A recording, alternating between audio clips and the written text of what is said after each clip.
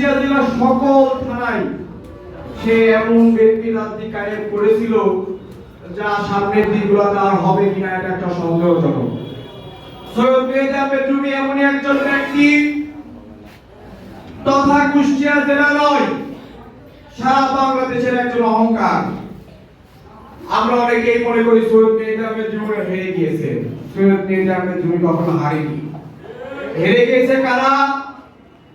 যারা বিগত দিন স্বৈরাচারের আমলে সুন্দর মতন ঘুরতো, স্বৈরাচারের আমলে তারা সুন্দর মতন চলতো, যারা বিগত তারা চলতে পারতো না, ওই মানুষগুলাই হেরে গিয়েছে যারা সৈয়দ মেহেদী আহমেদ রুমীকে ভোট দেয়নি এবং সাধারণ জনগণকেও বা অন্যান্য দলীয় নেতা কর্মীকেও তারা ভোট দিতে দেয়নি।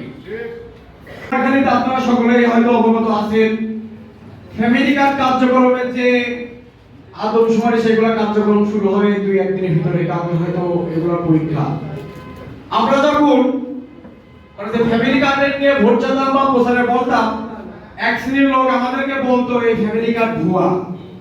আসলে আজকে আমরা উপজেলাতে আবেদন চলছে এই ফ্যামিলি কার্ডের নিয়োগ পর্যায়ে যারা দিবে, আমরা দেখছি তারাই বেশি পরিমাণে আবেদন করছে।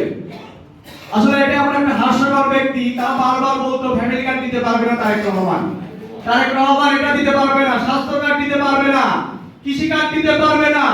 কিন্তু আজ সরকারের বয়স মাত্র 4 মাস, এই 4 মাসে তারেক রহমান এটা বাস্তবায়ন করেছেন।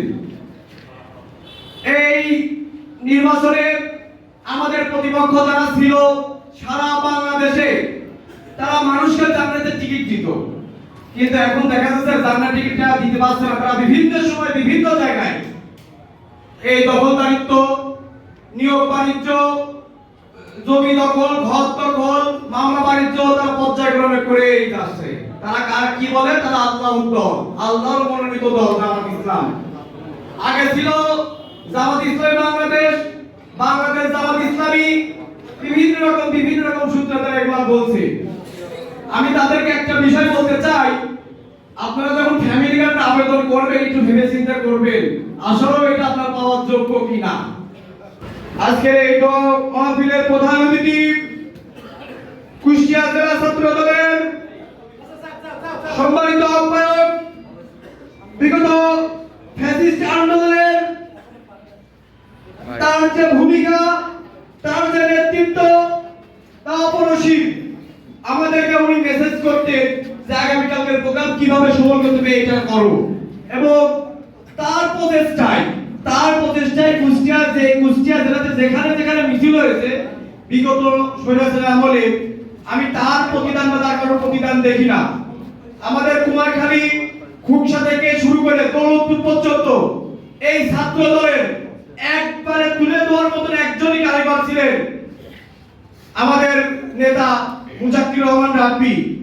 তাকে যেদিন অস্ত্র মামলায় অ্যারেস্ট করা হয়, তাকে যে নির্যাতন করা হয়, এবং তার ভিতরেও আমাদের দলীয় নেতা কর্মীর হাত ছিলেন। শুধু রাব্বি একজন ছাত্র নেতাই নয়, রাব্বি একজন জেলা ছাত্রদের আহ্বায়ক নয়, রাব্বি হচ্ছে সারা বাংলাদেশের একজন আইকন। বিগত দিনে তার আন্দোলনের যে আমাদের যে পরামর্শ দিতেন, সেই পরামর্শ আমরা যদি মানতাম তাহলে 100% সফল হতাম। যেদিন মানতে যেতাম না সেদিনকে আমরা প্রোগ্রাম করতে পারতাম না। এই পর্যায়ে আপনাদের সামনে বক্তব্য আছেন আমাদের প্রিয় নেতা, আমাদের প্রিয় অভিভাবক, কুষ্টিয়া জেলা ছাত্র দলের আহ্বায়ক, প্রিয় বড় ভাই জনাব মুজাক্কির রহমান রাব্বি। জনাব মুজাক্কির রহমান রাব্বি। কবলিত মানুষগুলো কত কষ্টের মধ্যে আছে, এই দেশের উপর থেকে সমস্ত গজব বালা তুলে নিয়ে রহমতের চাদর দ্বারা আমার দেশটাকে তুমি আবরণ করে দাও। একসঙ্গে মিলেমিশে সবাই যেন আমরা থাকতে পারি। আল্লাহ, একমাত্র আমাদের তোমার কাছে দরখাস্ত, সেটা হলো বেঈমান বানায়া, কাফের বানায়া আল্লাহ তুমি আমাদের মরণ দিও না। মৃত্যুর সময় যেন আমরা সকলেই পড়তে পারি লা ইলাহা ইল্লাল্লাহ